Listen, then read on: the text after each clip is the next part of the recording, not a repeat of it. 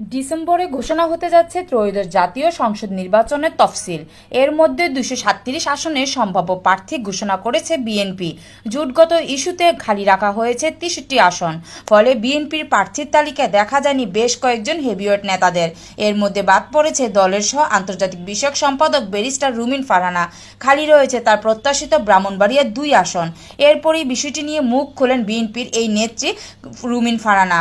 গেল সোমবার রাতে চ্যানেল 24-এর এক অনুষ্ঠানে সাক্ষাৎকার দেন ব্যারিস্টার রুমিন ফারহানা। বলেন, গেল 15 বছর ধরে যেসব দল দুঃসময়ে বিএনপির সাথে রাজপথে সরব ছিল তাদের সাথে জোট নিয়ে আলোচনা চলছে। এছাড়া যেসব দল নতুন করে মাঠে নেমেছে তাদের সঙ্গেও আলোচনার কথা শোনা যাচ্ছে। মূলত নির্বাচনী জোটের সঙ্গে আলোচনার কারণেই 63 আসনে প্রার্থী ঘোষণা করা হয়নি। এই কারণেই ব্রাহ্মণবাড়িয়ার 2 আসনও বর্তমানে ফাঁকা রয়েছে। তিনি বলেন, দলের প্রতিটি আসনে 10 থেকে 12 জন মনোনয়ন প্রত্যাশী আছে, সেখান থেকে একজন বাছাই করা কঠিন।